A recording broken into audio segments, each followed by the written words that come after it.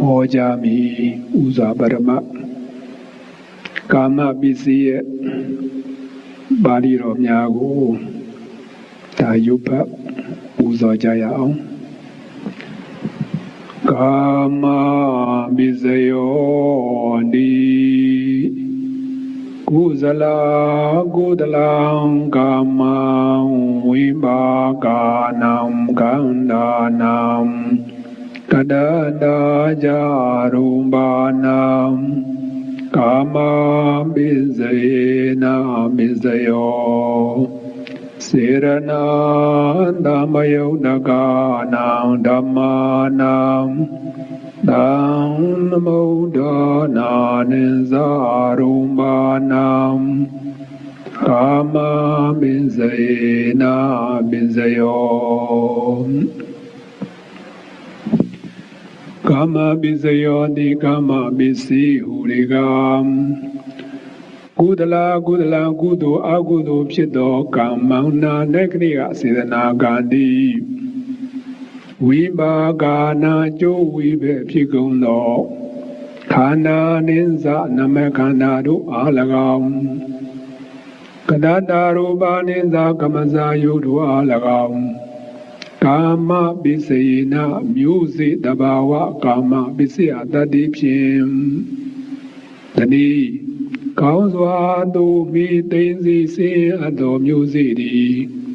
Anya Ipsijinga Amoya Luna Iapjin Jesu Beautigedo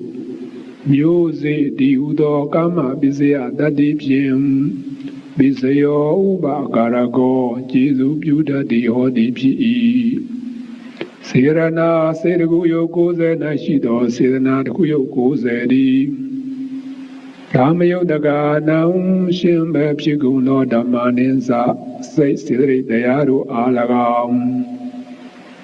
Danamodana Nantu Sirana Jam Piguno Rubaninza Say Daza Yo Badidani Kamazayo Alagam Kama Bisayina Music Udo Kama Bisaya Dadi Pim Bisaya Uba Karago Jesu Beauty Hodi Pi Daro Bali Doye Ane Ade Bebo Di Kama Bisina Bade Bido Lila Zia Emanamya Bade Na Emana Leche Wombade and all the tight Ali the Tia Ombo no to the PB net that was Jarabo. The Makama Bisi Suradema to your case and the case of Shibare. Now, Bane to the laser music the Duvare. Now, music the power they do that. Music is Rasanajiba. The yes say Betalai Baro. The yes say Diliba. A benga, Yijibo, no. Any day say Magila Lucian. Any day say my body, but that is gain in the less route. The change I. They have been, they are Dido. Pilawum Shula, she there. Era tia seat him at there. Benny. She bought it in a tadia gain. Hero de relay. No, era the see about the Bawa. At the change I am. Then your help by the a Jawa top on the Yala solution. Ye only she may ye only she may solution. Papilamle, Tidia. They have been in Chilame. No, a kayan cat in it, deep in it, Chilamabe. At all, the two at Tadia Bashi the laser. But the Ganges the Kesa Shiba. At all, 2 pages the Kesa and Kushiba. Any day as ya Tadi Ganges a Judea with my pages the Kesa and Kushi the logo. Kaya the Bawaga leve Tima tu mà tắt đi cây nhỉ nó tắt đi cây bị lo tắt đi cây này sẽ mà cú tala cam mang sẽ này mà cú do aku do gan đã u giờ phải mà đi à mấy nó cú do aku do gan sẽ là thì gan sẽ đi ra đây mà về xây dựng nào mà về ở đâu mà xây dựng nào cũng gan nó phải học ra là gì vậy bà về lâu bộ xây dựng nào cái thì mà lâu là bia bà ra sẽ là át hoa vậy nó lâu là bia bà ra xí lộ thì mà cú do đi ra lép chín này nè aku do đi ra lép chín này nè rồi xây dựng nào cái thì lâu là bia bà ra à nhà giàu à lâu à đấy đại giaဖြစ်တဲ့တွေ့ကြောင့်နော်ဒီမှာဒီကုသိုလ်အကုသိုလ်ပြုလို့တဲ့အခါမှာသူကအဓိကအခန်းကဏ္ဍနဲ့ပါလာတာပေါ့ဒါကြောင့်ကုသိုလ်ကအကုသိုလ်ကဆိုတဲ့နေရာမှာအကုသိုလ်ကဆိုလို့ရှိရင်တော့ဒီအကုသိုလ်စိတ်ဆိုတာ12ပါးရှိပါတယ်လောဘစိတ်က10ပါးဒေါသစိတ်က2ပါးမောဟစိတ်က2ပါးအဲ့လိုရှိပါတယ်အဲဒီအာဟုလုစိတ်12ပါးရှိတဲ့နေရာမှာဒီမှာကုသလကုသိုလ်အာဟုလုဖြစ်သောကာမနာနဂရိယစေတနာကံဒီအဲဒီမှာရှိတဲ့စေတနာကံဆိုတာဝိဘယ်ဖြစ်တဲ့အကျိုးတရားကိုသူကနာမခန္ဓာတရားတွေကမ္မဇာယုတ်တရားတွေကိုဖြစ်စေနိုင်တယ်ဆိုတဲ့နေရာမှာဒီနောက်ဆုံးဖြစ်တဲ့အာဟုလုစိတ်ပေါ်လေနော်တိတိကျပြောရမယ်ဆိုရင်ဩဒိသဒါဂုတ်စိတ်တဲ့ပြန့်လွန်တဲ့စိတ်အဲဒီစိတ်မှာရှိတဲ့စေတနာမှအပကျွမ်းကြတဲ့အာဟုလုစိတ်7ပါးမှာရှိတဲ့စေတနာဟာဒီအပေပရိဒါတို့တော့ပြီးနိုင်တယ်နော်အပေရောက်အောင်သူကအကျိုးပြီးနိုင်တယ်ဒါတစ်ချက်မှတ်ထားမယ်ဘယ်သူရတတိယဘယ်လိုလဲဆိုတော့ဒီမှာကုသိုလ်ပဲအကုသိုလ်ပဲပြုတို့အာဒေဝနာပစ္စည်းလေးလာစီတော့တွေ့ရတဲ့အတိုင်းပေါ့ဇောဆိုတာရှိပါတယ်။တော့ကုသိုလ်ဇောတွေအကုသိုလ်ဇောတွေဇောဆိုတာအရှိန်အဟုန်ပဲ။နော်အရှိန်အဟုန်ပဲအဲ့ဒါမှာအရှိန်အဟုန်ရှိတဲ့အတွက်ကြောင့်ဒါသူအကျိုးပေးတာ။သူရဲ့အရှိန်အဟုန်ဟာဒီစိတ်ရတဘာဝဟာစိတ်ဆိုမဲ့စိတ်ကိုစေတသိက်ကိုအကျုံးဝင်တာပေါ့နော်စိတ်စေတသိက်တရားတွေဟာသူကဖြစ်တည်ပြပါပဲနော်စေတနာဆိုတဲ့တရားဟာဒါကုသိုလ်စိတ်နဲ့ပဲပေါင်းမအကုသိုလ်စိတ်နဲ့ပဲပေါင်းပေါ့အဲ့ဒီစိတ်တွေကဖြစ်လို့ရှိရင်အတူတူဖြစ်ပါတယ်ပြတ်တယ်လေအတူတူပြတ်တာပါပဲအဲ့တော့ဒီစိတ်တကူဖြစ်ပြီးတော့ပြတ်သွားတဲ့အခါမှာစိတ်ဓာဖြစ်ပြီးတော့ပြတ်သွားတာတဲ့ဒါသူတတ္တိကတော့ကိန်းနေတယ်နော်အရဟတဒီမှာဟောဖြစ်ပြီးတော့ပြတ်သွားဘာမှမရှိတော့ဒီလိုမဟုတ်သူဒါပြတ်သွားတာတတ္တိကတော့ကိန်းနေတယ်ခန္ဓာမြေခန္ဓာအစင်မှာသူကဒီတတ္တိကိုတော့မြုပ်ထားတာနော်တတ္တိကိုမြုပ်ထားတာတတ္တိကိုမြုပ်ထားတဲ့အတွက်ကြောင့်တဲ့ဒီတစ်ချိန်ကြရင်အကြောင်းတိုက်ဆိုင်လာလို့ရှိရင်တင်းလျော်လျှောက်ပါတဲ့ချိန်ကာလမှာအကျိုးပေးဖို့ဆိုတာဖြစ်လာတာဒါသူတတ္တိဂိမ်းထားတာကိုနော်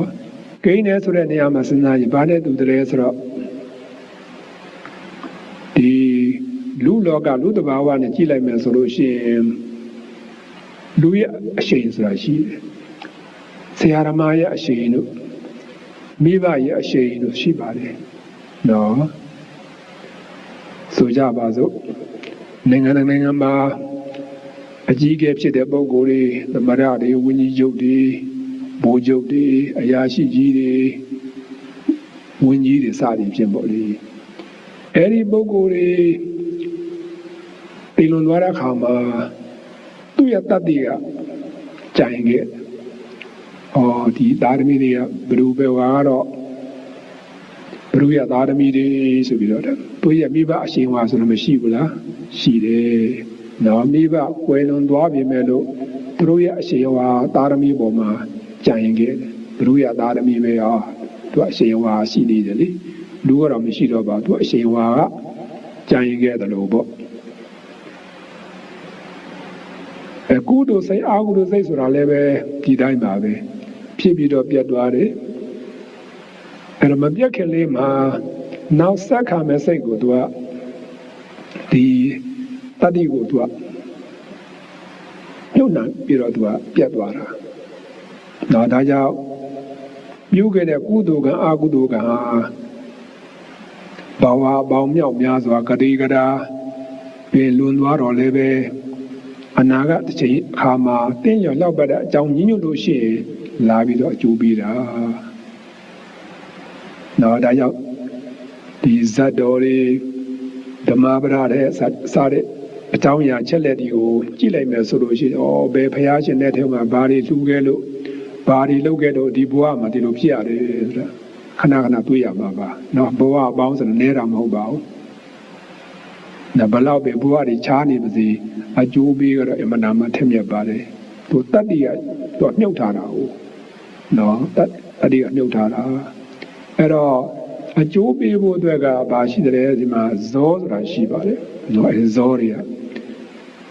ဒီကုသိုလ်ပဲလို့အကုသိုလ်ပဲလို့တို့ဒီ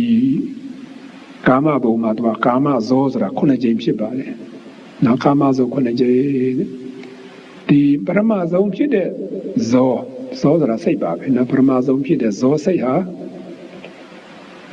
သူကစပြီးတော့ဖြစ်ဖြစ်ချင်းဆိုတော့အင်းအားသိမကောင်းလာပါဘူးအင်းအားသိမကောင်းလာတဲ့အတွက်ကြောင့်သူဒီဘဝမှာပဲသူကအကျိုးပေးတာနော်ဒီဘဝမှာပဲအကျိုးပေးမှာပဲတကယ်ကြီးမားတဲ့အကြောင်းတရားဒီနဲ့ပြည့်စုံမယ်ဆိုလို့ရှိရင်တော့ဒါကြီးကျယ်ကျယ်အကျိုးပေးမှာပေါ့ကြီးမားတဲ့အကြောင်းမပြည့်စုံလို့ရှိရင်တော့ဒါထိုက်တဲ့လောက်တော့အကျိုးပေးမှာပဲတကယ်လို့များအကျိုးပေးဖို့မှမရဘူးဆိုလို့ရှိရင်သူကဟောတိကံဖြစ်သွားတာပေါ့နော်ပရမဇောစေတနာရဲ့သဘောဟာအဲ့လိုရှိပါတယ်အဲ့ဒါတာရကပြစရာတော့အများကြီးပါပဲဆိုကြပါစို့ဒီကုသိုလ်ကံနဲ့ပတ်သက်ပြီးတော့ဗောဒီပရမဇောစေတနာကျိုးပေးဖို့အတွက်ကခဏခဏနဲ့ကြာဥကြမှာပါနော်စင်သာဘဝနေပြီးတော့ဘုံနာကြီးတရေဖြစ်သွားတာနော်ခဏခဏကြာမယ်ပေါ့နော်ဒါဘုရားရှင်လက်ထက်တုန်းကလေအဲ့တော့အဲ့ဒီလိုဘုံနာကြီးဒီအကျိုးပေးဖို့အတွက်ထူးထူးခြားခြားကျိုးပေးဖို့အတွက်ကဘာလိုရတယ်လဲဆိုလို့ရှိရင်အလှူဒါန်းနဲ့ပတ်သက်လာလို့ရှိရင်လှူဒါန်းတဲ့ပုဂ္ဂိုလ်ရဲ့တဏ္ဍာမှာစေတနာတရားဆိုတာကြီးမားမားရှိရမယ်နော်စေတနာကြီးမားမားရှိရမယ်လှူဒါန်းမွေရဒါနဝတ္ထုကလည်းတရားတစ်ဖြစ်ရတဲ့အလှူလည်းဖြစ်ရမယ်နော်တရားတစ်ဖြစ်ရတဲ့ဝတ္ထုပစ္စည်းလည်းဖြစ်ရမယ်အလှူကံပုဂ္ဂိုလ်ပဲမှာအနာဂံတော်၎င်းဘုရားယဟန္တာတော်၎င်းဖြစ်ရမယ်အဲ့ဒီဘုရားယဟန္တာကလည်းပဲဒီနိရောဓဓမ္မဘတ်မှာဝန်စားကာစလည်းဝန်စားပြီးကာစလည်းဖြစ်ရမယ်အဲ့ဒီအင်္ဂါ၄ချက်ညီလို့ရှိရင်လှူဒါန်းတဲ့ပုဂ္ဂိုလ်မှာဒီပရမဇောစေတနာကျိုးပြီးပြီးတော့ခါတယ်စင်ရသာဘဝနေပြီးတော့တထေကြီးဖြစ်သွားနိုင်တယ်အဲ့ဒီ၄ချက်ကိုမှတ်ထားပါနော်တစ်ချက်ကစေတနာကြီးမားမားရှိရမယ်အကြီးမားမားတဏ္ဍရှင်းပေါ့နော်ဒီဒုတိယချက်ကလူတန်းဘွယ်ရဒါနဝတ္ထုကလည်းတရားတစ်ပြည့်ရရှိတဲ့ဝတ္ထုပစ္စည်းဖြစ်ရမယ်သုံးချက်ကလူကံပုဂ္ဂိုလ်ဟာအနာဂံတော်၎င်းဘုရားယဟန္တာတော်၎င်းဖြစ်ရမယ်လေးချက်ကတဲ့နိရောဓဓမ္မဘဝန်စားပြီးကစားဖြစ်ရမယ်ဘာကြောင့်လဲဆိုတော့ဒီစဉ်းစားကြည့်ပါနော်လူရန်တဲ့ပစ္စည်းကလည်းအမှန်တန်တန်ရှင်းစင်ကြယ်လို့စေတနာအမှန်တန်မဖြူစင်လို့အားကောင်းလို့အလူကပုဂ္ဂိုလ်သရနာဂယဟနာဓမ္မာရိနှစ်ပြည့်စုံတဲ့ပုဂ္ဂိုလ်စိတ်တဲ့အမှန်တန်စင်ကြယ်တဲ့ပုဂ္ဂိုလ်တာမန်စင်ကြယ်ုံနဲ့မကပါဘူးနိရောဓဓမ္မဘတ်မှာဝင်စားပြီးကားစားဆိုတော့အ အမနာမှတန်ရှင်းစင်ကြယ်တဲ့အချိန်ဖြစ်တယ်ဒါကြောင့်အဲဒီပုဂ္ဂိုလ်ကိုမိမလှူလိုက်ရမယ်ဆိုလို့ရှိရင်တော့ဒါပြုံးနိုင်တတိဖြစ်သွားနိုင်တယ်။ဘုရားရှင်ရဲ့တက်တဲ့တုန်းကဒီမဟာတို့ဘာတို့နော်တွေ့ရပါလိမ့်မယ်။ဒီရှင်မကရပအစရှိတဲ့တန်ဃာတော်ရှင်မြတ်ဒီကိုအဲလူဒါနဲ့ရလို့စင်တာဘုရားတတိဖြစ်တယ်ဆိုတာခဏကြောက်ပါပါအဲ့ဒါဟာပြုခဲ့တဲ့ကိုယ်ရဲ့ပရမဇောစေတနာကအကျိုးပေးလိုက်တာအဲ့ဒါတော့အကြောင်းမပြည့်စုံတဲ့ခါကျတော့တဲ့ဒီလိုဖြစ်နိုင်သေးတယ်ဆိုတော့ပြုခဲ့တဲ့ကုသိုလ်တရားဟာဒီဘဝမှာအကျိုးပေးပါလေပရမဇောစေတနာဘယ်လိုအကျိုးပေးမလဲဆိုတော့ကိုယ့်ရဲ့စီးပွားရေးတွေကောင်းလာမယ်ကျန်းမာရေးလည်းကောင်းလာမယ်တဘာတော်ဘုရားချင်းမွန်းခြင်းလည်းခံရမယ်ဒါစိတ်ချမ်းသာမယ်စရှိသည်ဖြစ်ပေါ့ဒါပရမဇောစေတနာကိုဘဝမှာပဲအကျိုးပေးမှာပဲအဲ့တော့ပြုခဲ့တဲ့ကံဆိုတာစဉ်းစားကြည့်ပါတခုလည်းပြုတာမဟုတ်ပါဘူးကံပေါင်းမြောက်များစွာပြုကြပါတယ်ကုသိုလ်ကံကောအကုသိုလ်ကံကောကောင်းတာကောမကောင်းတာပြုကြပါတယ်အဲ့တော့ကံတိုင်းနဲ့အကျိုးပေးမယ်ဆိုတော့ဒါဘယ်မှာမဟုတ်ပါဘူးဟုတ်တယ်မလားအဲ့တော့တင်းလျောအကြောင်းတိုက်ဆိုင်မတင်းလျောလျောက်ပတ်တဲ့ကံကအကျိုးပေးသွားတာပါပဲအကျိုးပေးခွင့်မရတဲ့ကံကြတော့ဘာဖြစ်သွားမလဲအဟောတိကံဖြစ်သွားတာပေါ့နော်ဒါကြောင့်ယူမှတ်ဖို့ကပရမဇောစေတနာကဒီဘဝတွေပဲသူကအကျိုးပေးလိုက်ကျိုးပေးတယ်ဒီဘဝကအကျိုးပေးခွင့်မရဘူးဆိုလို့ရှိရင်အဟောတိကံဖြစ်သွားတာစဉ်းစားကြည့်လေတို့စေဝါပစ္စည်းတွေကိုဝယ်ပြီးတော့တောက်သုံးတယ်လို့ပေါ့အဲ့တော့ဆေးကတောက်စရာကတော့အများကြီးဆိုတော့ဒီပစ္စည်းပဲတောက်ရင်းနဲ့တချို့တော့ဆေးတွေကမတောက်မိပြီးတော့ဘာဖြစ်သွားမလဲတက်တန်းအောင်ကုန်သွားမလားတက်တန်းကုန်တော့တောက်လို့မရတော့ဘူးပေါ့ဒီသဘောပေါ့နော်အဲ့ဒါပြုခဲ့တဲ့ကံနဲ့အများကြီးဆိုတော့အကျိုးပေးတဲ့ကံအကျိုးပေးပြီးတော့အကျိုးပေးဝင်မရတဲ့ကံကြတော့အဟောတိကံတက်တန်းကုန်သွားတာပေါ့ဒီလိုလည်းမှတ်လို့ရပါတယ်အဲ့တော့ဇောဖြစ်တဲ့အခါမှာအာဒေဝနာပစ္စည်းတို့ကလေးလာထားတဲ့အတိုင်းပေါ့ပရမဇောဆိုတဲ့ဒီဇောဟာဒုတိယဇောသူကကျေစုပြုတာအာရှိအောင်ကျေစုပြုတာဒုတိယဇောနဲ့ပြီးတတိယဇောသူကျေစုပြုသွားတာပေါ့ဒီဇောခုနှစ်ကြိမ်ရှိတဲ့နေရာမှာတဲ့ဒီအထက်မြတ်ဆုံးကတော့စဉ်းစားကြည့်စတုဒ္ဓဇောပါပဲ၄ခုမြောက်ဇောဆိုတာအထက်မြတ်ဆုံးပါပဲဘာနဲ့တူတယ်လဲဆိုတော့ဝတ္ထုပစ္စည်းတစ်ခုကိုကောင်းကင်ကိုပြည့်လွှတ်လိုက်တဲ့အခါမှာလေအရှိန်နဲ့တက်သွားပြီးတော့ဒီမှာပရမဇောပုံစံမျိုးပေါ့ပရမဒုတိယတတိယစတုဒ္ဓဇော၄ခုမြောက်တာထက်ဒါအင်းအားကောင်းဆုံးပါပဲနောက်ကြတော့၅ခုမြောက်၆ခုမြောက်9ခုမြောက်ကြတော့အရှိန်ကကျလာတဲ့တတ္တမဇောတဲ့နောက်ဆုံးဖြစ်တဲ့9ခုမြောက်ဇောဟာအင်းအားကောင်းတာကတော့ကောင်းတာပေါ့ဒါကြောင့်သူကနောင်ဘဝမှာသူကကြိုးပေးတာအခုလာမဲ့ဘဝပေါ့နော်နောက်တဲ့ဘဝမှာသူကကြိုးပေးမှာအဲ့တော့ဘ누구ကတည်သွားတဲ့အခါမှာဘာဖြစ်တယ်ဆိုတာကပြုခဲ့တဲ့ကုသိုလ်အာဟုတုကရဲ့တရမဇောကအကျိုးပေးလိုက်တာနော်ဒုတိယဘဝမှာဒါအကျိုးပေးလိုက်မယ်အဲဇောပေါင်းကမြောက်များစွာရှိနေတယ်စဉ်းစားကြည့်ပါတို့ဘဝမှာလေတနေ့ဆိုတာဇောပေါင်းကမယုံတဲ့နဲ့များပါတယ်နော်လက်ဖြစ်တဲ့အတွက်မှာဂရေတရင်ဖြစ်တယ်ဆိုတာဇောဘယ်လောက်ဖြစ်မယ်ဆိုတော့အမှန်တမ်းရည်သွက်တော့မရနိုင်ပါဘူးအဲ့ဒါပြုခဲ့တဲ့ကုသိုလ်ကအကုသိုလ်ကဆိုတာအများကြီးပါတကယ်အကျိုးပေးမှာကတစ်ခုလေးတွေ့ရမလားနော်ဘဝတသက်တာမှာ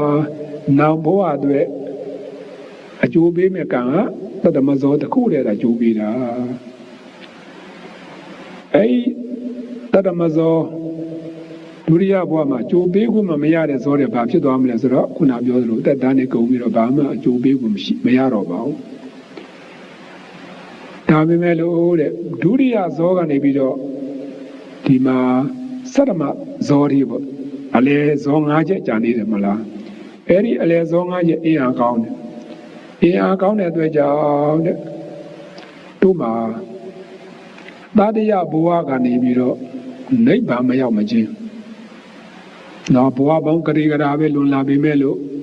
သူ့ရဲ့တတ္တိကိုသူကမြုပ်ထားတာနော်ခန္ဓာစဉ်မှာသူကတတ္တိကိုမြုပ်ထားတဲ့အတွက်ကြောင့်အကြောင်းညင်ညွတ်လာလို့ရှိရင်သူကအကျိုးပေးမှာပဲအဲ့လောက်တတ္တိရှိတာနော်အလဲဇော၅ချက်ကဘဝပေါင်းမြောက်များစွာအကျိုးပေးနိုင်ပါတယ်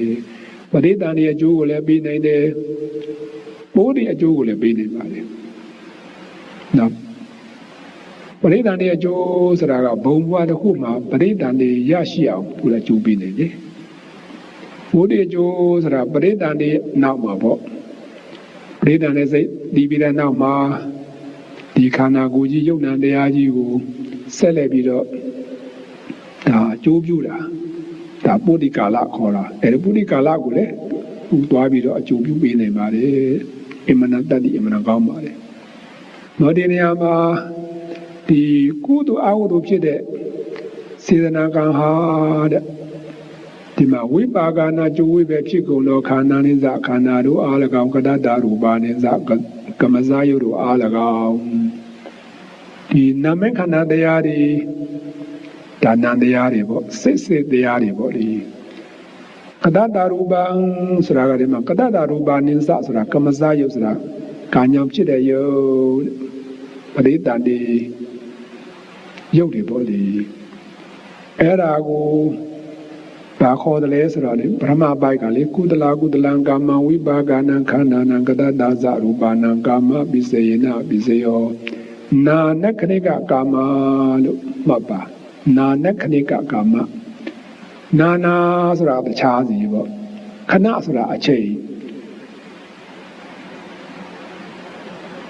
ကဘယ်လိုလဲဆိုတော့ပြိုးတဲ့အကုသိုလ်ကအရုံပြိုးတာကတစ်ချိန်အကျိုးပေးတဲ့အခါကျတော့နောက်တစ်ချိန်နောက်ဘဝဒီလိုကြွားကြမှုရှိပါတယ်အခုချက်ချင်းအကျိုးမပေးဘူးဒီမှာကုသလံကာမဝိပါကနံခန္ဓာနံကတ္တဒါဇရူပနံဆိုတဲ့အပိုက်ဟာဒီအဲ့ဒီကုသိုလ်ကအကုသိုလ်ကဟာဒီဘဝကိုအကျိုးမပေးဘူးသူကနာနခရိယကာမလို့ခေါ်ပါတယ်ဒီဘဝမှာလုပ်ပြီးတော့နောက်ဘဝမှာနောက်တစ်ချိန်ညမှာသူအကျိုးပေးတာနောက်ပရိသတ်နဲ့အကျိုးပေးတာပေါ့လေအဲနောက်တစ်ခုစေတနာတံမြို့ကနာဓမ္မနံဒါနမုဋ္ဌာနိဇရူပနံကာမပိစေနပိစေယောနောက်တစ်ပိုက်ကပါလဲဒါဟဇာတာကာမလို့ခေါ်ပါတယ်အတူတူကဖြစ်ပြီးတော့ဒီဘဝမှာသူကကြိုးပေးမှာအဲ့ဒါတဖြည်းဖြည်းနဲ့သွားကြမှာပေါ့အခုပြောချင်တယ်ကဘာလဲဆိုတော့နာနခရိကကာမတဲ့ပြုတဲ့အချိန်ကတစ်ချိန်အကျိုးပေးတဲ့အချိန်ကတစ်ချိန်အချိန်ချင်းကွာတယ်နော်အချိန်ချင်းကွာတယ်အဲ့တော့ကစင်စားကြည့်ပါတဲ့လူလောကမှာလေသိရင်ပဲသွားမလဲဆိုတာဒါကာမပစ္စည်းအကြောင်းသဘောပေါက်လို့ရှိရင်တော့ဒါဘာမှတန်တရားရှိစရာမလိုပါဘူးသိရင်ပဲသွားမလဲဆိုတာလေအဲ့တော့ကိုယ့်ရဲ့ကုသိုလ်ကံအကုသိုလ်ကံအားလျော်စွာဒါ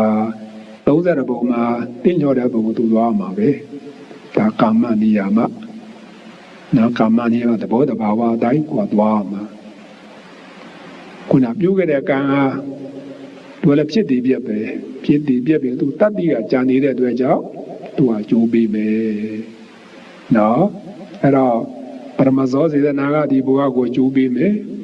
တရမဇောစေတနာနောက်ဆုံးပြက်စေတဇောကနောက်ဘဝကိုကြိုးပေးမယ်အကျိုးပေးတဲ့အခါမှာတဲ့ဒီပရိသန္တိ၄မျိုးကိုသူကအကျိုးပေးမှာပဲနော်ပရိသန္တိ၄မျိုးဒါမှတ်ထားသူတင်ပါတယ်ငကောကစိတ်ပိုင်းလေးလာစဉ်တော့ကတော့ပြောတာရှိပါတယ်နေကအတော်ကြားနေပြီနော်အတော်ကြားနေပြီဆိုဒီနေရာမှာထပ်ပြီးတော့ပြောရဖို့ရှိပါတယ်ပရိသန္တိ၄မျိုးဆိုတာကဒုက္ခတိအဟိပရိသန္တိနော်ဒုက္ခတိအဟိပရိသန္တိအပယ်လေးပုံကိုသွားပြီးတော့ဒါဖြစ်မဲ့ပရိသန္တိစိတ်ပေါ့ပ အဲ့ဒါကိုဒုက္ခတိအဟိပရိဒာနိဒုက္ခတိဆိုတာမကောင်းတဲ့ဘုံဘဝနော်မကောင်းတဲ့ဘုံဘဝဒုက္ခတိအဟိပရိဒာနိအဲ့ဒီပရိဒာနိစိတ်ကအဟိစိတ်ထဲမှာရှိတဲ့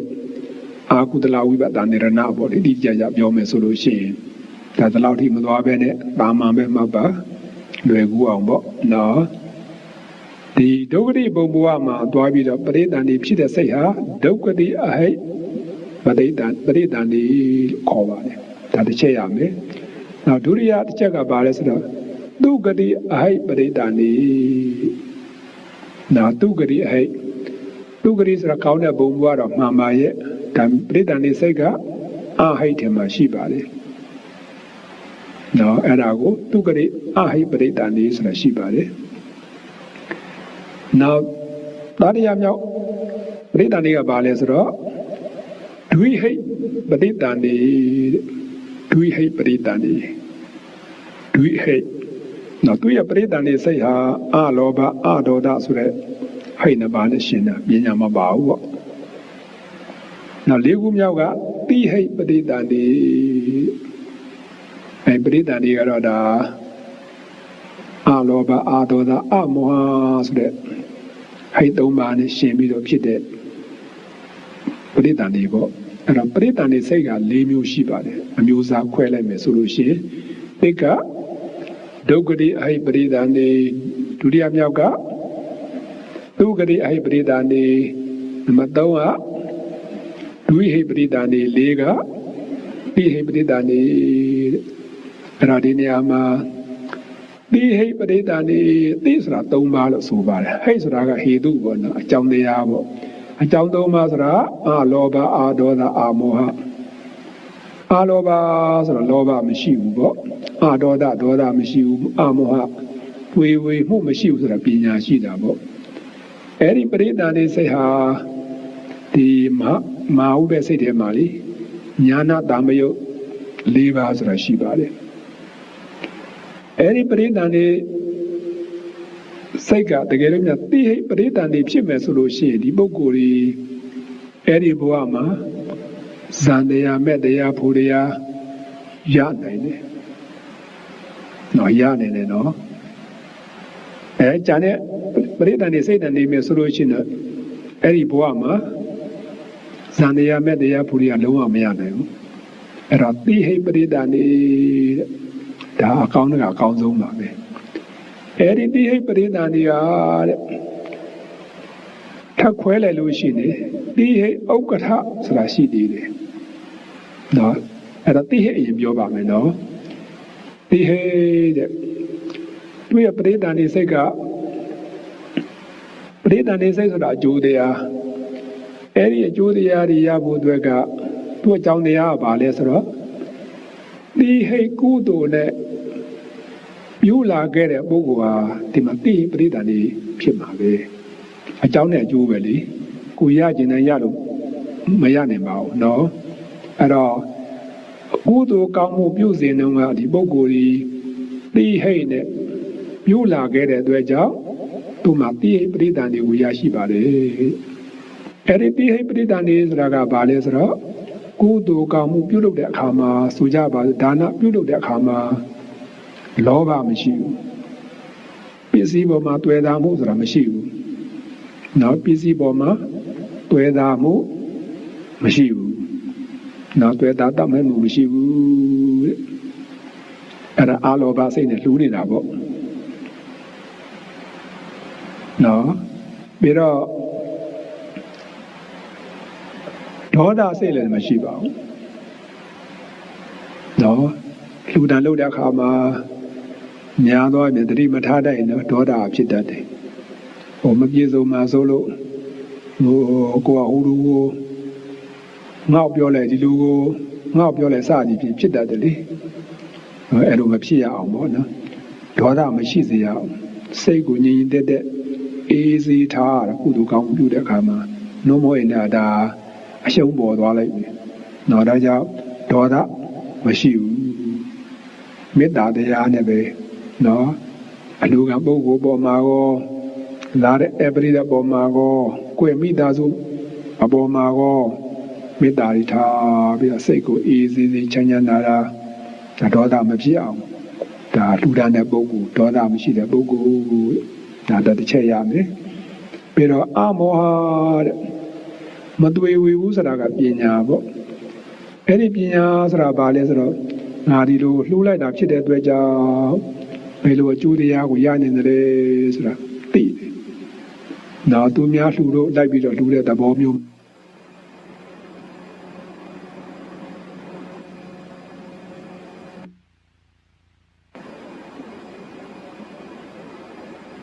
ဟုတ်လေသိလို့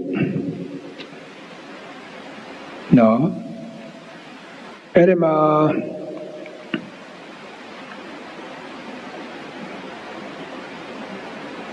ပစ္စည်းပေါ်မှာကော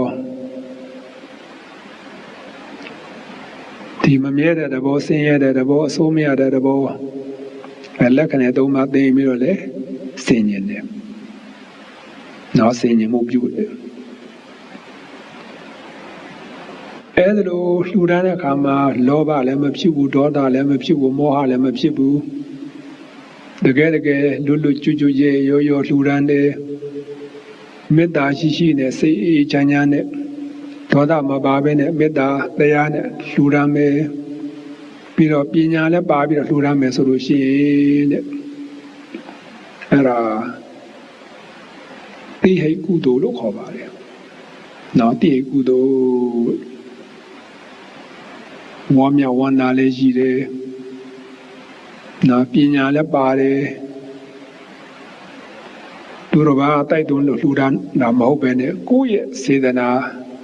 ကိုယ့်နှုံသားနဲ့ပေါ်ပေါက်လာတဲ့တရားတရားစေတနာကြောင့်ပညာကြောင့်လှူဒါန်းတာဖြစ်တယ်ပေါ့လှူဒါန်းတဲ့အခါမှာ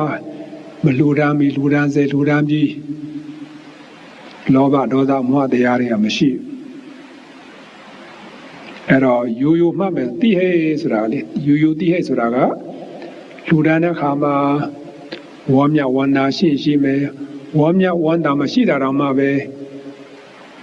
တည်ငြိမ်ပေါ့နော်စိတ်ထဲမှာအေးစေးစေးလှူတယ်ပေါ့တဏ္ဍရှင်းရင်လေးနဲ့ပညာလည်းပါမယ်သူတစ်ပါးတွေကနေပြီးတော့တိုက်တွန်းစရာမလိုပဲနဲ့လှူဒန်းတယ်ပေါ့ဒါတဲ့အကြမ်းပြမှတ်ထားလိုက်ပေါ့လှူဒန်းတဲ့အခါမှာတဲ့မလှူဒန်းပြီးလှူဒန်းစေလှူဒန်းပြီးကာလသုံးပါးမှာလောဘဒေါသမောဟမဖြစ်ဘူးအဲ့ဒါဒီတိဟိဟာရိုးတိဟိမဟုတ်တော့ပါဘူးတိဟိဥက္ကဋ္ဌလို့မှတ်ပါတိဟိဥက္ကဋ္ဌကုသိုလ်နော်တိဟိဥက္ကဋ္ဌကုသိုလ်ရိုးတိဟိကပါလေဝေါမြဝန္တာရှိမယ်ပညာပါမယ်ဘယ်သူမှတိုက်တွန်းတာမရှိပဲနဲ့နော်စိတ်ထဲမှာအာရှိပါရှိပေါ့နော်လှူဒန်းလိုက်ပဲဒါတိဟိပေါ့ဒါတွေမကပဲနဲ့ဒီအလောဘအဒေါသအမောဟတွေခြံရံပြီးတော့နေမယ်နော်အလောဘအဒေါသအမောဟဆိုတာဘာလဲလောဘမဖြစ်ဘူးဒေါသမဖြစ်ဘူးမောဟမဖြစ်ဘူးအဲ့ဒါလိုအလောဘအဒေါသအမောဟဆိုတဲ့ဟိတ်သုံးပါးနဲ့လည်းခြံရံပြီးတော့ဖြစ်နေမယ်ဆိုလို့ချင်းဒီအလှူဒီတိဟိဥက္ကဋ္ဌကုသိုလ်လို့ခေါ်ပါတယ်တိဟိဥက္ကဋ္ဌကုသိုလ်ဖြစ်တဲ့အခါကျတော့အကျိုးပေးတော့ဘာအကျိုးပေးမလဲတိဟိဥက္ကဋ္ဌတိဟိပရိသန္တိအကျိုးပေးမယ်တိဟိပရိသန္တိအကျိုးပေးမယ်တိဟိပရိသန္တိအကျိုးပေးတဲ့အခါကျဒီပုဂ္ဂိုလ်ဒီအဲ့ဒီဘဝမှာဇန်တရားမဲ့တရားဖူတရားရနိုင်တယ်ဒါစဉ်းစားကြည့်နော်လှူဒန်းတဲ့အခါမှာလှူဒန်းတော့နာစိတ်ထားတော့စိတ်မထားတတ်ဘူးဆိုရင်တော့ဒါဇန်တရားမဲ့တရားဖူတရားအကြောင်းမှထောက်ပံ့ဆိုတော့မဖြစ်နိုင်ပါဘူးဒါတစ်ချက်မှတ်ရမယ်နော်ကလှူဒန်းတဲ့အခါမှာဝမ်းမြောက်ဝမ်းသာတော့ရှိပါတယ်ပညာလည်းပါပါရဲ့နော်ကိုယ့်ရဲ့တရားတရားဒီမှာအာရှိပါရှိနဲ့ကိုယ်နှလုံးသားနေပြီးတော့ပေါဖွာတဲ့စေတနာကြောင့်ကိုလှူဒန်းလိုက်တယ်ပေါ့ဘယ်လိုမှတိုက်တွန်းလို့ဒါအာနာပါနာလှူတာမဟုတ်ပါဘူးဒါပေမဲ့လို့လှူဒန်းတဲ့အခါမှာ လောဘတွေခြံရမယ်ဒေါသတွေခြံရမယ်မောဟတွေခြံရမယ်ဆိုလို့ရှိရင်တဲ့တိဟိတ်တော့တိဟိတ်ပါပဲတိဟိတ်ဩမကလို့ခေါ်ပါတယ်နော်တိဟိတ်ဩမကကုသိုလ်ဩမကဆိုတာယုံညံ့တာနော်ဥက္ကဋ္ဌဆိုတာမုံမြတ်တာနော်ဒါဩမကဆိုတာယုံညံ့တာအဲ့တော့တိဟိတ်တော့တိဟိတ်ဖြစ်ပါရဲ့ပညာတော့ပါပါရဲ့ဒါမဲ့ကုသိုလ်မပြုခင်ပြုစေပြုပြီးခြင်းကာလမှာလောဘဒေါသမောဟခြံရံလိုက်မယ်ဆိုလို့ရှိရင်တဲ့ဒီကုသိုလ်ဒီဘာခေါ်မလဲတိဟိတ်ဩမကကုသိုလ်ဒါယုံညံ့တဲ့ဒီကုသိုလ်ဖြစ်သွားပြီယုံညံ့တဲ့ဒီကုသိုလ်ဖြစ်တဲ့အတွက်ကြောင့်အကျိုးပေးတော့ဘာအကျိုးပေးမလဲသတိလားဒွိဟိတ်ပရိတန်တွေသူအကျိုးပေးမယ်ဒွိဟိတ်ပရိတန်တွေရရှိမှာပေါ့နောက်တော့အကျိုးပေးတော့ဒွိဟိတ်ဆိုတော့သူ့ရဲ့ပရိတန်တွေစိတ်ဒီဒွိဆိုတာနှစ်ပါးပေါ့အလောဘအဒေါသဆိုတဲ့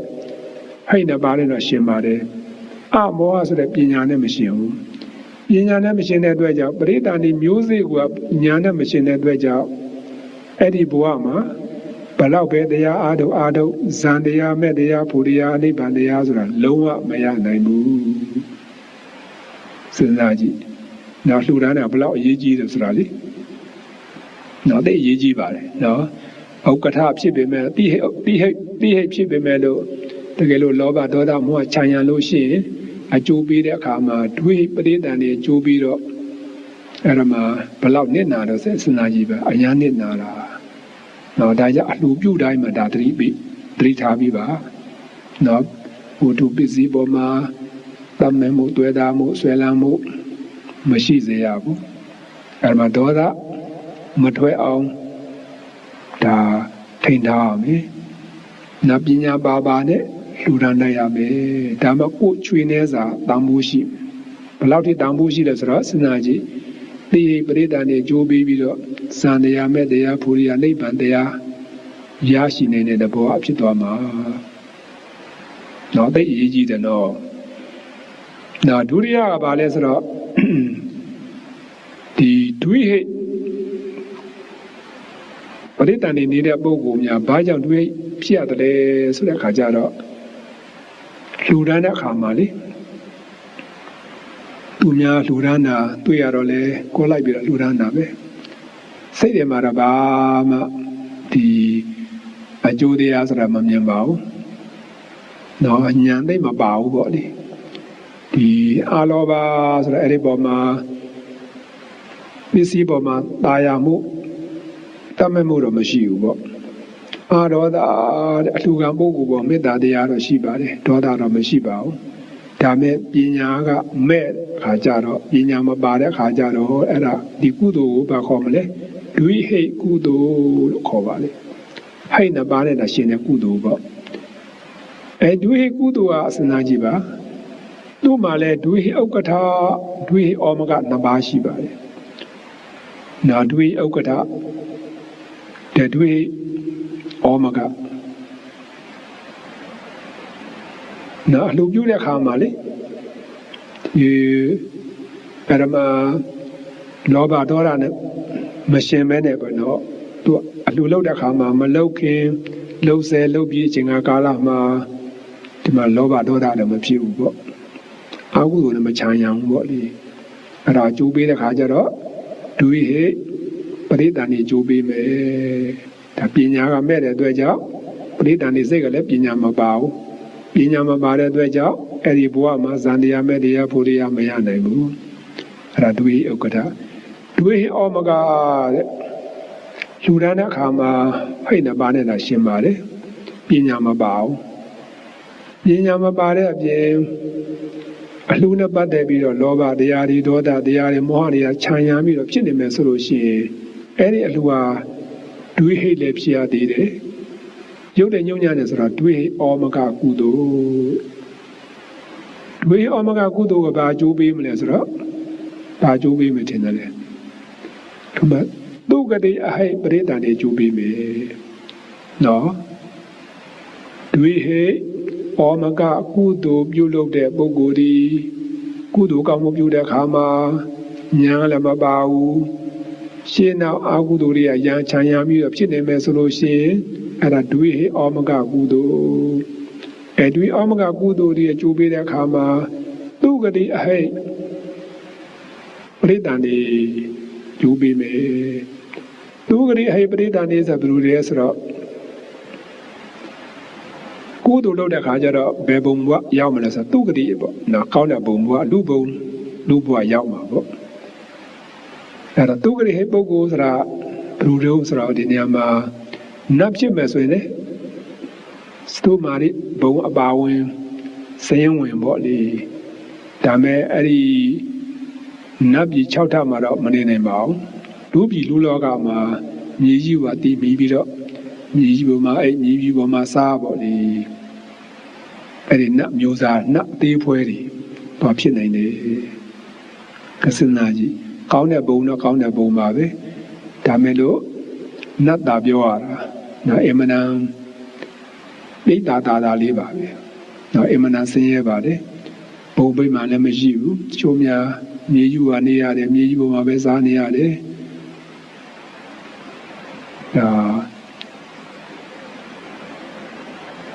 ဘုံမနိကအတူရာလို့ခေါ်တာပေါ့နော်ဒီမြေကြီးကိုမေးပြီးတော့နေကြတဲ့အတူရာတွေပေါ့နော်ဒါပိဋ္ဌာပါပဲဘာကြောင့်ဒီလိုဖြစ်ရတယ်ဆိုတော့သူရပရိသန္တိစိတ်ကသူဂတိဘုံတော့သူဂတိဘုံပါပဲဒါပရိသန္တိစိတ်အဟေတဲ့ကုသလဝိဘေပေါ့ကုသိုလ်ကြောင့်ဖြစ်လာတဲ့အာဟိပရိသန္တိပေါ့အဲ့တော့ကြိုးပြီးတာဖြစ်ခြင်းကြဘလို့မှဖြစ်ခြင်းကြပါဘူးမဖြစ်ခြင်းပဲလို့လှုပ်တဲ့ကံကခုနပြောသလိုညာလည်းမပါဘူးလောဘဒေါသမောဟတရားတွေခြံရံပြီးတော့နေမယ်ဆိုလို့ရှိရင်တော့ဒါနတ်ဖြစ်လေအဲ့ဒီနတ်အသေးစားအသေးဖွဲနတ်တွေပဲဖြစ်မှာပဲအဲ့ဒီကလူဖြစ်မယ်ဆိုရင်ကဘာဖြစ်မလဲဆိုတော့အမေဝမ်းမှနေစဉ်ကလေးကမျက်စိပဒါရမျက်စိအကြည့်ဖြစ်တဲ့အချိန်မှာမဖြစ်ပဲနဲ့မျက်စိကန်းကိုနားအကြည့်ဖြစ်တဲ့အချိန်မှာမဖြစ်ပဲနဲ့နားကလည်းပင်မွေးလာတဲ့အခါမှာအင်္ဂါလက္ခဏာလည်းမဆုံးအဲ့ဒါကြက်မပြည့်တဲ့ပုဂ္ဂိုလ်ပေါ့နော်အစွမ်းအားဒီသူ့ရဲ့ပရိသန္တိစိတ်ပါခေါ်မလဲသူဂတိအဟိပရိသန္တိစဉ်းစားကြည့်ဘာကြောင့်ဒီလိုဖြစ်ရတယ်လဲဆိုတော့ကုသိုလ်ပြုစေနှုံးကအသိဘုရားကုသိုလ်ပြုစေနှုံးကသူခင်ဗျာပညာလည်းမပါဘူးပညာမပါတဲ့အပြင်လောဘဒေါသမောဟတွေနဲ့နော်အဲ့တော့တို့မြန်မာနိုင်ငံမှာနေစဉ်တော့ခဏခဏသတိပေးပါတယ်ကိုယ်နဲ့နှိစက်တဲ့ပုဂ္ဂိုလ်နွေရာကြီးကြရင်ရှင်ပြီးဟန်ငန်းခဏပတ်တိုင်းတော့ပါပဲအဲ့တော့ဘာကျွေးတတ်တယ်လဲဆိုတော့ဒါမောက်တော်၎င်းမုံငါးတော်၎င်းကျွေးတတ်တာလူကများတယ်ဆိုတော့လေမုံငါကျွေးတဲ့ခါကျတော့ဘာလုပ်ကြရလဲတည်တဲ့အတိုင်းပါပဲခုတော့ရှိလားမရှိလားတော့ပြောတတ်ပါအရင်တော့ကလီစေးဆိုတာရှိတယ်ကာနာကလီစေးသွားပြီးတော့ငါးတွေဝဲရတယ်မနှဲပါဘူးငါးတွေထောင်ကြီးတောင်းချပါပဲငါးအရှင်ကောအသေးကောငါအသေးသေးလေးတွေလေအဲ့ဒါကြုံမရတာမှတတ်တာပဲမုံငါချက်ဖို့တွေ့လေအဲ့ဒါစဉ်းစားရင်ကုသိုလ်ပြုတဲ့အခါမှာစဉ်းစားတာကြည့်ပြီးတော့ဒီလောဘဒေါသမောဟနဲ့ခြံရံပြီးတော့ဖြစ်နေတာအဲ့ဒီကုသိုလ်ဘာကျိုးပေးမလဲဆိုတော့ခုနသူဂတိအဟိပုဂ္ဂိုလ်နတ်ဖြစ်လဲနတ်အသေးဖွဲပဲဖြစ်ပိဋ္ဌာတာဖြစ်မှာပဲလူဖြစ်မယ်ဆိုရင်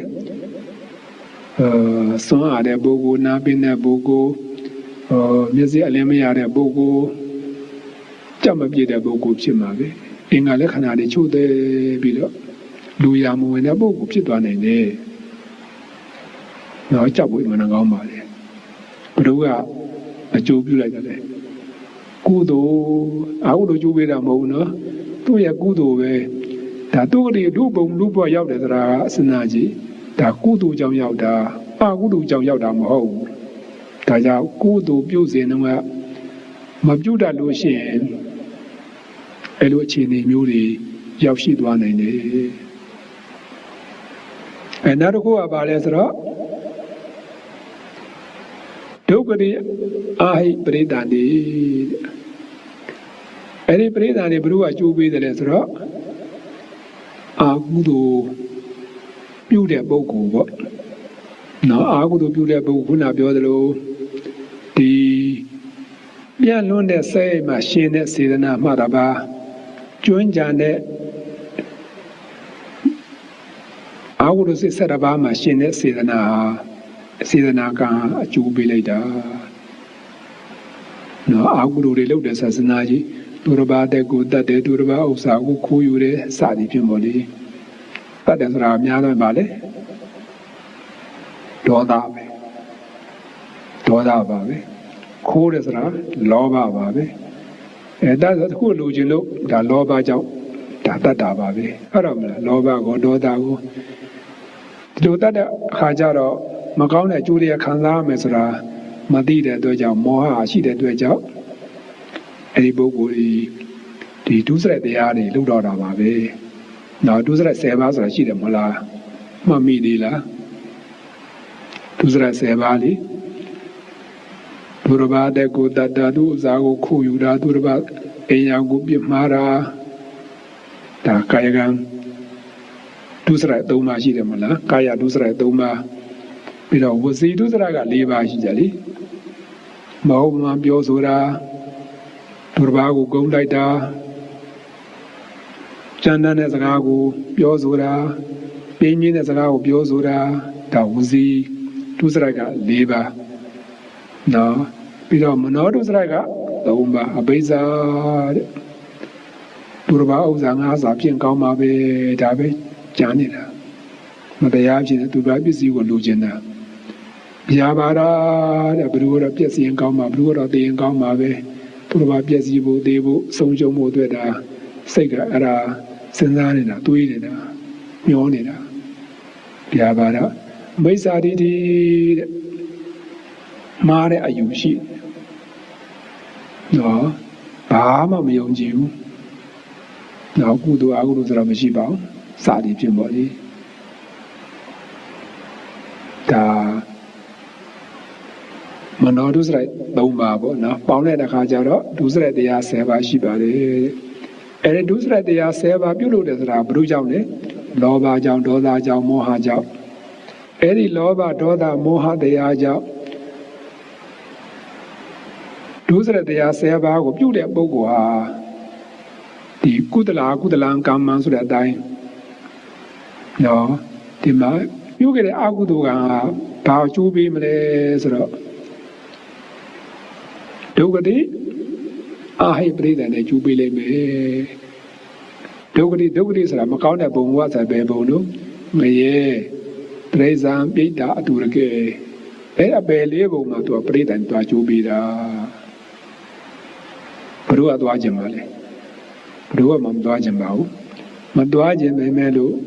ကိုကလောဘဒေါသမောဟတရားတွေနဲ့ဒုစရိုက်တရားတွေကိုပြုလုပ်မယ်ဆိုလို့ရှိရင်တော့ဒါမသွားခြင်းနဲ့သွားအောင်ပါပဲအဲ့တော့မလားဒါကာမနိယာမပဲလေနာမသွားရင်လည်းသွားအောင်ပါပဲဒါကြောင့်ဒီပရိသန္တိ၄မျိုးဆိုတာရှိလာတာတော့ဘာကြောင့်ဒီလိုဖြစ်ရတယ်လဲဆိုတာဘာမှတန်တရားရှိเสียမလို့ပါဘူးအပေဘုံသားတွေတွေ့ကြုံရတဲ့အခါမှာလေဒီငရဲတို့ကမမြင်ထားလိုက်ပါတော့စာပေရတာသိရတာပြိတ္တာလေပြိတ္တာဆိုတော့ဟောစီရဲတွေပေါ့နော်ဒါချို့မြင်ကောင်းမြင်မှာပေါ့အများတော့မမြင်တာအများပါလေတော့အတူရာဆိုတာလေပြိတ္တာကြီးစားတွေဒါလေမြင်ရခဲ့ပါလေခုမြင်နေရဘယ်လိုလဲဆိုတော့တရိစ္ဆာန်ကြီးဟုတ်တော့မလားတရိစ္ဆာန်အမှန်ပေါ်ပါလေလူနဲ့တရိစ္ဆာန်ဘယ်လိုအများလဲတရိစ္ဆာန်ကများတာငါတရိစ္ဆာန်ကများတာငါလူရဲ့အမှန်နဲ့ပါလေဒါကြောင့်အဲတရိစ္ဆာန်ဘဝမှာရောက်သွားတဲ့ပုဂ္ဂိုလ်ရဲ့ပရိသန္တိစိတ်ကဘယ်စိတ်တော့ဒုက္ခတိအာဟိပရိသန္တိဘာကြောင့်ရောက်ရတာလဲဒုစရိုက်တရားတွေလုံးလို့ဘာကြောင့်ဒုစရိုက်တရားတွေလုံးရတယ်လဲလောဘဒေါသမောဟရှိလို့ အဲ့တော့မြင်တဲ့အတိုင်းပါပဲအာကုသိုလ်ကလှုပ်တဲ့အခါမှာဘယ်သွားမလဲဒုက္ခတိဘုံအပယ်လေးဘုံသွားမှာပဲနော်ကုသိုလ်လှုပ်တဲ့အခါမှာဉာဏ်ကလည်းမပါဘူးကုသိုလ်မလုပ်ခင်လှုပ်ဆဲလှုပ်ပြီးလောဘဒေါသမောဟတရားနဲ့ခြံရံပြီးတော့ဖြစ်နေမယ်ဆိုလို့ရှိရင်ဒီပုဂ္ဂိုလ်ကြီးဘယ်သွားမှာတော့ဒုက္ခတိဘုံဘဝမှာနတ်ဖြစ်လဲနတ်အသေးစားအသေးဖွေးတွေလူဖြစ်လဲအင်္ဂါလက်ခဏမပြည့်စုံတဲ့ဒုစင်မမီတဲ့ကြက်မပြေးတဲ့ပုဂ္ဂိုလ်ဖြစ်မှာပဲနော်လူရမ်းတဲ့အခါမှာတကယ်လို့များဒီညာတော့မပါပါဘူးဒါမဲ့အလှလုပ်တဲ့အခါမှာအောက်ကုတရားကမချမ်းရဘူးဆိုလို့ရှိရင်ဒါတွေးဟိပုဂ္ဂိုလ်ပေါ့နော်တွေးပုဂ္ဂိုလ်အဲ့ဒီပုဂ္ဂိုလ်ကြီးဘယ်ရောက်မလဲလူဘုံလူဘဝနတ်ဘုံနတ်ဘဝရောက်နိုင်တယ်နော်ရောက်နိုင်တယ်ဒါမဲ့လူအထက်တန်းစားနတ်အထက်တန်းစားမဖြစ်နိုင်ဘူးအားကြောင့်လေလူကလေးကကုသိုလ်လုပ်ကြတဲ့ညာမပါလို့နော်ညာမပါလို့အထက်တန်းစားမရောက်နိုင်ဘူးဘယ်တော့ပဲတရားဓမ္မအားထုတ်တရားမရနိုင်ဘူးဒါမှနောင်ဘဝအတွက်အကြောင်းတရားအနေနဲ့ကမဖြစ်ဘူးလားဒါကတော့ဖြစ်ပါလေတကယ်လို့များကုသိုလ်လုပ်တဲ့အခါမှာညာနဲ့လည်းရှင်မဲမလုံမီလုံစဉ်လုံဆဲလုံပြီးလောဘဒေါသမောဟတရားတွေမရှင်မဲနဲ့အာလောဘအာဒေါသအာမောဟဒီတရားနဲ့ဒါခြံရမ်းပြီးတော့နေမယ်ဆိုလို့ရှိရင်ဒီကုသိုလ်ဒီဒါတိဥက္ကဋ္ဌကုသိုလ်အမနံမုံမြတ်တဲ့ဒါကုသိုလ်ဖြစ်မှာပဲအဲဒီကုသိုလ်ပြုလုပ်တဲ့ပုဂ္ဂိုလ်ကြီးဘယ်ရောက်လူဘုံလူဘဝနတ်ဘုံနတ်ဘဝရောက်မှာအဲဒီဘုံဘဝမှာတာမန်လူမဟုတ်တာမန်နတ်လည်းမဟုတ်သူများတဲ့တာမှာပဲထူးမြတ်တဲ့လူထူးမြတ်တဲ့နတ်သားနတ်သမီးဘဝရောက်မှာပဲထူးမြတ်တယ်လို့အဲ့ဒီဘဝမှာပဲသံတရားမဲ့တရားဖို့တရားရသွားနိုင်တယ်တွေ့တယ်မလားနော်ဒါကြောင့်ဒါကဒီကာမကုသိုလ်ပေါ့တကယ်လို့ဒီမှာကုသိုလ်ဟာရူပကုသိုလ်ဖြစ်နေမယ်ဆိုလို့ရှိရင်တရားဓမ္မတွေအားထုတ်ရူပကုသိုလ်တွေရူပဇာနေရသွားမယ်ဆိုလို့ရှိရင်ဒီပုဂ္ဂိုလ်ကြီးပဲသွားမှာပြမဘုံမှာရူပဘုံမှာသွားပြမသွားဖြစ်ကြမှာနော်ပြမသွားဖြစ်ကြမှာဒါသူ့ရဲ့ကုသိုလ်အားလျော်စွာလေတကယ်လို့ဒီမှာရူပဇာနဲ့မကပဲနဲ့အရူပဇာမှာရသွားမယ်ဆိုလို့ရှိရင်အဲဒီအရူပကုသိုလ်ဟာအရူပကုသိုလ်မှာရှိတဲ့စေတနာဟာဘယ်ကိုကျိုးပေးမလဲဆိုတော့အရူပဘုံမှာသွားပြီးတော့ပြမသွားဖြစ်မှာပဲဒါ30ဘုံရှိတယ်မလားနော်ဒါတိရောပေါ့အာဟုတုလို့တဲ့ပုဂ္ဂိုလ်ကြီးအပယ်ဘုံအကျိုးပေးမှာပဲနော်ကာမကုသိုလ်ပြုတဲ့ပုဂ္ဂိုလ်ကြီးဒုက္ခရိဘုံဖြစ်တဲ့ကာမဒုက္ခရိဖြစ်တဲ့လူဘုံနတ်ဘုံရောက်မှာပဲရူပကုသိုလ်လုပ်တဲ့ပုဂ္ဂိုလ်ကြီးရူပဘုံမှာပြမရူပပြမသွားဖြစ်မှာပဲအရူပကုသိုလ်ရှိတဲ့ပုဂ္ဂိုလ်ကြီးအရူပဘုံမှာအရူပပြမသွားဖြစ်မှာပဲဆုတောင်းမှုလို့ဒီလားမလိုပါဘူးပြုတဲ့ကံအားလျော်စွာနော်ဒီမှာအထူးသဖြင့်ကုသိုလ်လုပ်တဲ့အခါမှာဉာဏ်နဲ့ရှင်ဖို့တိဟိတာမနဲ့မကပဲနဲ့တိဥက္ကဋ္ဌဖြစ်အောင်ပေါ့လောဘဒေါသမမချမ်းရစေပဲနဲ့ပြုလုပ်ပြီးစေခြင်းပါလေဒါလိုတိဥက္ကဋ္ဌပြုလုပ်လို့ကတော့ပြောမနေနဲ့နော်ဒီဘဝမှာလေဒါချမ်းသာတာအေးစေစေဥပဝကိုလျှောက်လှမ်းနိုင်ပြီးတော့ဒီဘဝတွေမှာပဲဇာနေရမဲ့တရားဖူရိယဆိုတာလေရရှိစေနိုင်ပါလေလူစရာအာဒီဝနာပစ္စည်းအတိတ်ဘဝတော့စီဘူးလာခဲ့တာလည်းရှိတယ်ဒီဘဝမှာလည်းရှိသေးဆိုတာအဲ့ဒါမှာအထုံပါရမီတွေကတဖြည်းဖြည်းရင့်ကျက်ပြီးတော့ အကျိုးပေးလိုက်တဲ့ခါကျတော့အချိန်တန်တော့လေမိမိရဲ့လူရင်ဇာန္ဒပန်းနိုင်ရောက်သွားသလိုပေါ့တကယ်လို့များအတိတ်ဘဝတုန်းကကုသိုလ်တရားတွေက90%လောက်ရှိနေပြီခုနပြောခဲ့တယ်လို့ပေါ့ဘဝပေါင်းမြောက်များစွာကပြုခဲ့တဲ့ကုသိုလ်တရားတွေဟာဒီတတိယဘဝကနေပြီးတော့ဒီအလယ်ဆုံး၅ချက်ကလေတတိယဘဝကနေပြီးတော့နိဗ္ဗာန်နဲ့အကျိုးပေးနေတယ်ဆိုတဲ့နေရာမှာတကယ်လို့များဒီအဲ့ဒီကုသိုလ်ကံကလည်းရှိနေတယ်အတိတ်ကကံနဲ့ဘလောက်ပဲရှိနေပါစေဒီပြစ္ဆုတ်ပံဘဝမှာမိမိကတကားဖွင့်မပေးဘူးဆိုလို့ရှိရင်အဲ့ဒီကုသိုလ်ကံနဲ့အကျိုးပေးနေမှုဆိုတာအမှန်ခင်းပါလေဒါကြောင့်ကိုကလမ်းဖွင့်ပေးတဲ့သဘောမျိုးနဲ့ကုသိုလ်ကောင်းမှုပြုရပါတယ်ကုသိုလ်ကောင်းပြုလိုက်တဲ့အခါလမ်းဖွင့်ပေးတဲ့အခါကျတော့အတိတ်တုန်းကပြုခဲ့တဲ့ကုသိုလ်ကံဟာဒါအခွင့်အရေးတွေရပြီးတော့အခုပြစ္ဆုတ်ပံကံနဲ့ပေါင်းပြီးတော့အကျိုးပေးလိုက်မယ်ဆိုလို့ရှိရင်ဒီဘဝနေမယ်ဒါလောကီအကျိုးတရားကိုလောကတရာအကျိုးတရားဖြစ်တဲ့ဇန်တရားမဲ့တရားဖို့တရားတွေကိုရရှိစေနိုင်ပါလေတကယ်လို့များဒီဘဝမှာဆိုကြပါအတိတ်ဘဝတော့ပါရမီတွေနည်းခဲ့လို့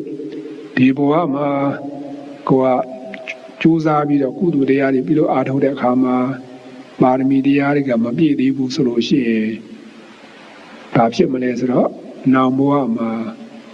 ဒီဟိပရိသတ်တွေရပြီးတော့နောင်ဘဝမှာဒုတိယဘဝမှာဧကမုတ်ချတကယ်လို့လိုချင်မဲ့ဆိုဇန်တရားတွေရမယ်မဲ့ဖို့နိဗ္ဗာန်လည်းရရှိစေနိုင်ပါတယ်အဲ့ဒါလေးကိုသိထားစေခြင်းပါတယ်နော်တကယ်လို့များမိမိရဲ့ပရိသတ်နေစိတ်ဒီဒုဟိဖြစ်နေမယ်ဆိုလို့ရှိရင်ပညာကမပါတဲ့အခါကျတော့ဒီဘဝမှာဇန်တရားမဲ့တရားဖူတရားမရနိုင်ထောက်တော့ဒါမဲ့ကိုကအတတ်နိုင်ဆုံးတော့ကုသိုလ်ကောင်းမှုပြုတဲ့အခါမှာလောဘဒေါသမောဟတရားတွေမချမ်းရံဖို့ပညာပါနဲ့လှူဒါန်းနိုင်ဖို့ဒီလိုပြုလို့အားထုတ်သွားမယ်ဆိုလို့ရှိရင်နောင်ဘဝမှာဒွေပရိသတ်နေမဟုတ်တော့ဘဲနဲ့တိပရိသတ်နေကိုရမှာပဲနော်နောင်ဘဝဆိုတေချာပေါက်ဖြစ်သွားတာပေါ့နော်တို့ဒီဖရာရဲ့တရားတော်တွေကိုဒီပဋ္ဌာန်းတရားတော်တွေကို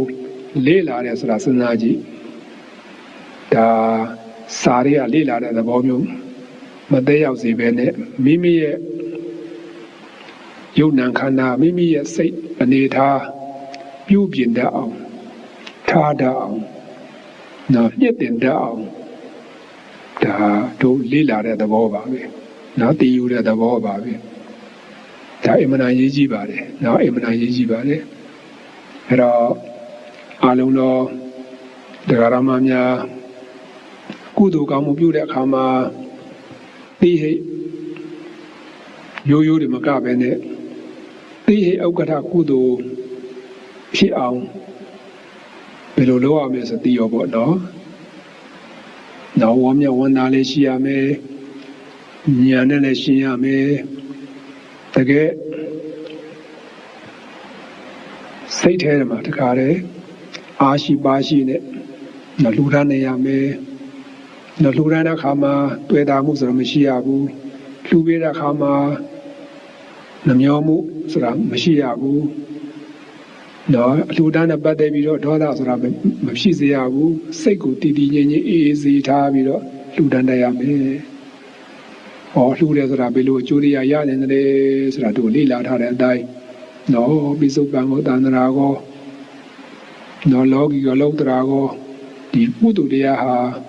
အကျိုးပေးနေပါတယ်ဆိုတာသိရပါတယ်သိရတဲ့အတိုင်းဒီလောကီကိုအကျိုးကိုမမျှော်ဘဲနဲ့လောကီအကျိုးသာသိတဲ့အတိုင်းပါပဲဒါတို့ကတော့ဖြစ်တည်ပြတ်ပါဘာမှမြဲတာမရှိပါဘူးเนาะအကောင်းတော့အကောင်းဆုံးကတော့ဒါမဲ့ဖို့နိဗ္ဗာန်ရောက်ဖို့အတွက်ဒါအဓိကထားပြီးတော့เนาะကုသိုလ်တရားတွေပြုလို့နေကြပါစေနာတိရဲ့ဥက္ကဋ္ဌအဆက်အခြေဒီမှာကုသိုလ်တရားတွေပွားများအားထုတ်နိုင်ကြပြီးတော့ဒီဘဝနဲ့မဲ့တရားဖို့တရားနိဗ္ဗာန်တရားကို ရယူခံစားနိုင်ကြပါစေဒီဘဝမှာမရခဲ့သည်ရှိတော့နော်အနာကဒုရိယဘဝအတွက်ဒါအားကောင်းတော့အကြောင်းအထောက်ပံ့နေဖြစ်ပြီးတော့ဒါမဲ့တရားဘုရားနိဗ္ဗာန်တရားရရှိခံစားနိုင်ဖို့အာလုံးတော်ဓမ္မများဒီခုနပြောခဲ့တဲ့ကုသိုလ်တရားပြုတဲ့အခါမှာတိယဥက္ကဋ္ဌကုသိုလ်တွေပြုလို့အားထုတ်နိုင်ကြပါစေအားထုတ်နိုင်ကြတဲ့အတိုင်းမိမိတို့မျှော်မှန်းထားတဲ့အမဲ့တရားဘုရားနိဗ္ဗာန်ချမ်းသာတရားကိုလည်းပဲကိုယ်တွေ့ဉာဏ်မြင်သိရှိနိုင်ကြပါစေ